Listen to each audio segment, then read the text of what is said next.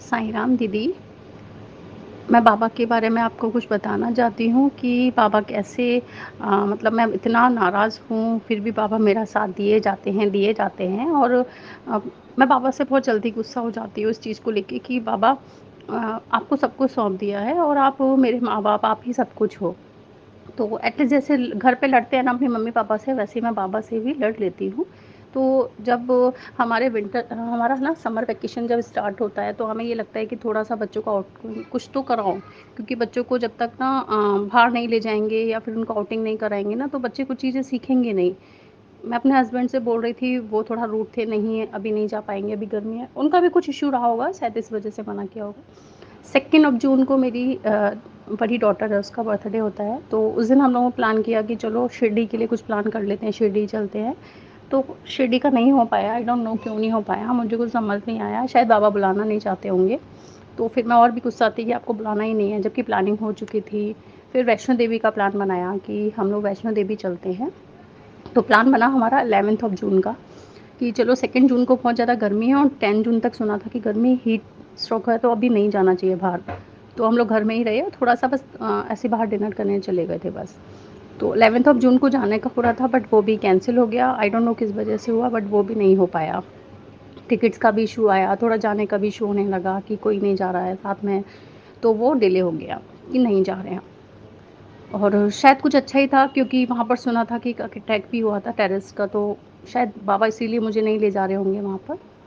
फिर ये प्लान हुआ कि चलो कहीं नहीं जा रहे हैं तो एटलीस्ट दिल्ली तो चलते ही हैं, क्योंकि अगर बाबा कहीं नहीं ले जाएँगे तो दिल्ली तो ले जाइए।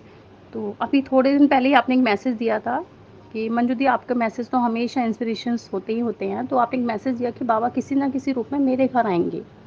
तो मैं बहुत दिन से इंतज़ार कर रही थी कि बाबा आएँगे, आएँगे, तो शायद जब बाबा आते हैं ना, तो हमेशा जिस दिन आ जाते हैं ना बाबा किसी भी रूप में मेरे घर में, उसके बाद मुझे ऐसा लगता है कि मैं बहुत काम फ़ील करती हूँ और मैं इतना रिलैक्सेशन फ़ील करती हूँ, इतना रिलैक्स हो जाता है मेरा माइंड कि मुझे ऐसा लगता है कि मेरी लाइफ़ में ना कोई प्रॉब्लम्स है ही नहीं। आई फ़ील कि मुझ जैसा इंसान एक ऐसा है जिसको वरीड नहीं है, कोई प्रॉब्लम्स ही नहीं है। तो बाबा आए मेरे घर में, अभी 2 संत आए थे, मतलब वो मथुरा वृंदावन के थे, एक फ्रांस के बता रहे थे, वो फ्रांस के हैं या फिर मतलब वो यहाँ के नहीं थे, फ़ॉरेन कंट्री से आए हुए थे, तो उन्होंने हमें गीता दिया था, गीता की बुक्स थी उनके हाथ में, ग्रंथ था। तो वैसे भी मुझे हमेशा ये ग्रंथ वगैरह बहुत अच्छे लगते हैं, मैं पढ़ूँ, टाइम निकाल के पढ़ लेती हूँ, पर ऐसा रेगुलर नहीं रहता मेरे साथ, क्योंकि गुड़ियाँ दोनों छोटी हैं अभी और फिर मैं वर्किंग में भी हूँ और घर के काम भी होते हैं और फिर मेरा साइंस सब्जेक्ट चलता ही है। तो हम वो फिर मेरे हस्बैंड भी ईज़िली से एग्री हो गए और हम लोगों ने गीता लिया। तो मैंने उनको बताया कि आई डू पारायण, मैंने उनको बोला कि मैं पारायण करती हूँ हर थर्सडे और मैं साई चालीसा पढ़ती हूँ। तो उन्होंने मुझे बोला कि हाँ, हम किसी के घर गए थे, वहाँ भी ये बोला कि बाबा के रूप में आएँगे। तो बाबा इस रूप में मेरे आए। जो मैंने गीता ली, गीता के रूप में बाबा मेरे घर आए, तो हमने गीता के 2 अध्याय थे और उसमें हमने वो लिए। तो पहला तो ये बाबा का आगमन हुआ, दूसरा ये जब बाबा आए उसके ही सैटरडे संडे को हमारा प्लान बना, हम दिल्ली जाने के लिए रेडी हो गए। हम बहुत खुशी-खुशी दिल्ली पहुँचे और बहुत आसानी से ईज़िली से, मुझे कोई इश्यू नहीं हुआ, मुझे सफ़र में बहुत ज़्यादा इश्यूज़ होते हैं, लाइक वॉमिटिंग इश्यू होते हैं, मेरा बीपी बहुत ज़्यादा फ्लक्चुएट्स हो जाता है, बट वहाँ मुझे कोई इश्यू नहीं हुआ और मैं बहुत ईज़िली से वहाँ चली गई। और एक और चीज़ होती है मेरे साथ, मैं जब भी जाती हूँ, अगर मेरे साथ बच्चे हैं तो भी मैं बाबा को बोलती हूँ, बाबा मेरे साथ रहिएगा, हमेशा मेरे साथ रहिए और मेरे घर पे भी रहिएगा, मेरे बच्चों का ध्यान रखिएगा और मेरे लड्डू गोपाल हैं उनका भी ध्यान रखिएगा।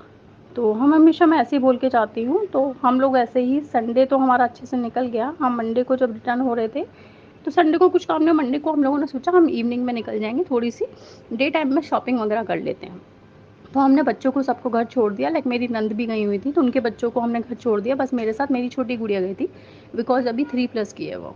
तो उसको छोड़ना पॉसिबल नहीं हो रहा था, तो हम उसको साथ लेके गए।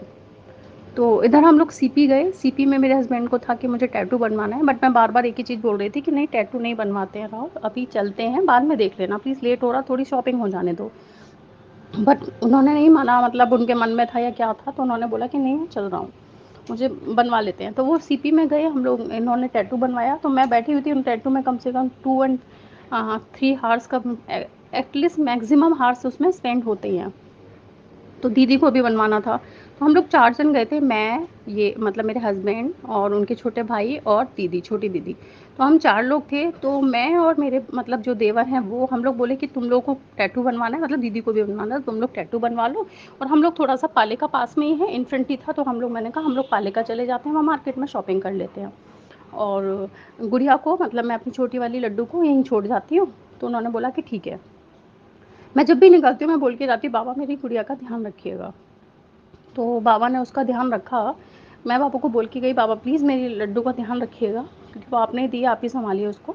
तो मैं जस्ट गई हूँ वहाँ पर, सिर्फ मैं 2 शॉप तक जा पाई हूँ, इतने में मेरे पास फ़ोन आ रहे थे, बट मेरा फ़ोन वाइब्रेशन पे था या पता नहीं क्यों मेरे फ़ोन पे कुछ रिंग ही नहीं जा रही थी। अचानक से हम लोग 2 से तीसरी शॉप पे गए, तो मेरे माइंड में एक स्ट्रोक आया कि अ, फ़ोन चेक कर लेना चाहिए। मैंने फ़ोन चेक किया तो उसमें 6 मिस्ड कॉल थे मेरी दीदी के, छोटी वाली दीदी के। और मुझे कॉल इसलिए कर रही थी क्योंकि मेरी जो गुड़िया है, छोटी लड्डू गुड़िया है, वो गिर गई थी। एक स्टेयर थी, उस पे स्लिप हुई और उसका सर साइड से लेफ्ट एंड राइट साइड में उसका फट गया, मतलब उसके काफ़ी सारे ब्लड निकलने लगा होगा उधर से। बस मैंने जब ये सुना तो मैं बहुत अपसेट हो गई और डोंट बिलीव इट कि मेरे को ऐसा लगा कि मेरा तो सब कुछ, मतलब मैं अपने आप को ना नॉर्मल नहीं कर पा रही थी कि ये सब क्यों हो गया। मैं बाबा को बार-बार एक ही चीज़ बोली, मैं आपको बोल के आई थी, फिर भी आपने मेरी गुड़िया के साथ ये किया। तो मैंने जब पूछा फ़ोन पे कि कहाँ है, तो उन्होंने बोला कि हम हॉस्पिटल लेके जा रहे हैं उसको, क्योंकि सर में लगी और डर लगता है कि कोई इश्यू ना हो जाए, तो उसको हॉस्पिटल लेके पहुँचे। वहाँ पे एक आरएलएम हॉस्पिटल था, वहाँ लेके गए, उससे पहले गवर्नमेंट हॉस्पिटल, बट सर का इश्यू था तो मना कर दिया कि नहीं, इसे कहीं और ले जाइए। तो फिर उसको लेके वो लोग, हाँ, वहाँ मैं फिर आरएलएम तक पहुँच चुकी थी। मैंने देखा कि मेरी लड्डू है वो सो रही थी, तो मैं अनकम्फर्ट और फ़ील करने लगी कि क्यों सो रही है गुड़िया, जग क्यों नहीं रही है? शायद उसे नींद आ गई होगी, थकी हुई होगी या उसको पेन हो रहा होगा। बट उसके साथ एक पॉज़िटिव चीज़ है, या ये कहो कि बाबा उसको एक पॉज़िटिव वेव देते हैं, बाबा की ही बच्ची है, कि उसको जब लगती है ना तो वो और बच्चों की तरह बहुत तेज़ नहीं रोती है या बहुत ज़्यादा हाइपर हो जाती है, वो वैसी नहीं है। मेरी एक बड़ी गुड़िया के अंदर है सब्ज़ी, लेकिन वो नहीं है। वो एक अंदर से स्ट्रॉन्ग भी है, ब्रेव भी है, तो मुझे उसके अंदर ही लगा वो बोलेगी नहीं, और उसे दर्द भी हो रहा होगा तब भी नहीं बोलेगी वो। और वो अपने पता नहीं अंदर ही अंदर वो चीज़ों को सहन करना जानती है इस एज पे भी। तो हम लोग जब आरएलएम से निकले तो हमने वहाँ पर सिटी हॉस्पिटल में चेक कराया वहाँ पे, तो वहाँ बोला कि आप इसे गंगाराम हॉस्पिटल ले जाइए, बिकॉज़ हो सकता है इसका एमआई हो, क्योंकि एमआरआई इसलिए हो सकता है बिकॉज़ सर में लगी और ज़्यादा तेज़ लगी हुई है। तो आप वहीं ले जाइए, वहीं पर उसके बच्चों के डॉक्टर चेक करेंगे। अब और घबराहट होने लगी। तो फिर हम लोग जब गए तो गंगाराम पहुँचे, गंगाराम में हमने उसको दिखाया डॉक्टर को। उन डॉक्टर ने जब उसे चेक किया, जब उसके सर को चेक किया, तो उन्होंने कहा नहीं, इसको स्टिचेस लगेंगे, बिकॉज़ कि इट इज़ नॉट नॉर्मल, ये नॉर्मल नहीं है, तो उसको स्टिचिंग लगेंगी। तो मैंने कहा, अब मैं तो एक माँ हूँ, तो मुझे तो रोना आ गया कि स्टिचिंग लगेंगे। तो मैं बहुत डर गई और समझ नहीं आ रहा कि अब क्या होना चाहिए। तो फिर हम लोगों ने सारी प्रोसेसिंग स्टार्ट करवाई और मैंने पूछा सब कुछ कि उसको कोई इंटरनली प्रॉब्लम तो नहीं है। तो उन्होंने बोला कि 72 हावर्स तक आप इसका वेट करिए, कि कहीं बच्चे को वॉमिटिंग नहीं होनी चाहिए, बच्चा बेहोश नहीं होना चाहिए, अनकॉन्शियस नहीं होना चाहिए, मतलब नॉर्मल बच्चे की तरह एक्टिव होना चाहिए। ठीक है। लेकिन जब तक थोड़ी-सी लड्डू क्या ना जग गई हमारी, अब उसके स्टिचिंग लगना जब शुरू हुए, तो वो लोकल एनेस्थीसिया देते हैं, क्योंकि बच्चे को फुल एनेस्थीसिया नहीं दिया जा सकता था, लोकल एनेस्थीसिया दिया। जब उसके स्टिचिंग लग रहे थे, मुझे इतना दर्द हो रहा था उसके, बहुत ज़्यादा दर्द हो रहा था। इसी बीच ना मैं जब हम लोग स्टिचिंग हो गई, सब चीज़ हो गई, तो मैं बाबा का चालीसा पढ़ना शुरू कर दिया, बिकॉज़ मैं पूरा डे थी तो मैं चालीसा नहीं पढ़ पाई थी उस दिन, तो मैंने चालीसा पढ़ना शुरू किया उसको गोदी में लेके। आई डोंट बिलीव इट कि मैं चालीसा पढ़ रही थी और मुझे कोई उम्मीद नहीं थी कि वहाँ पर साईं बाबा का मंदिर मुझे दिखेगा, साईं बाबा मुझे दर्शन देंगे। मैं पढ़ती जा रही थी साईं चालीसा, और पढ़ते-पढ़ते ना बाबा से पढ़ने के बाद मैंने एक चीज़ बोली कि पढ़ते-पढ़ते मन में कहा कि आप मुझे बताइए कि आप मेरे आस-पास हैं। क्योंकि मैं आज आपसे गुस्सा हूँ, नाराज़ हूँ कि आप मेरे साथ थे, फिर मेरी बच्ची क्यों गिरी? तो मेरे मन में एक चीज़ है, बार-बार एक माँ हूँ तो ये तो आएगा ही।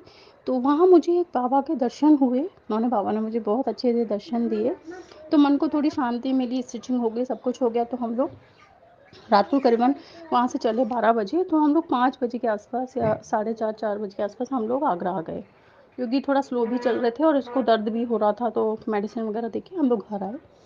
मैं सो गई थी, आते ही हम लोग रेस्ट किया और लड्डू को मतलब हमने रेस्ट कराया। फिर भी रात में एक ही चीज़ थी कि पापा आपने दर्शन तो दे दिए, लेकिन ये होना नहीं था, मेरे साथ हो जाता, मैंने मेरी गुड़िया को नहीं होना चाहिए था। क्योंकि वो वैसे भी कुछ नहीं बोलती है, दर्द हो रहा है कि नहीं हो रहा है। मैं पूरा टाइम जब वो जगती मैं पूछती दर्द हो रहा है नहीं।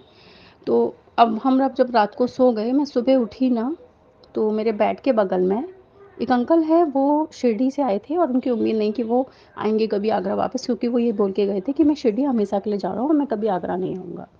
वो आगरा वापस आए थे तो मेरे लिए साईं बाबा के लड्डू और उनका प्रसाद था, उदी और बाबा के चित्र के रूप में मैं भी आपको पोस्ट करूँगी। जब मैं सो रही थी तो मैं एकदम आँख खुली, मैंने बगल में देखा कि बाबा साक्षात मेरे बगल में बैठे हैं। मतलब इतनी खुशी हुई।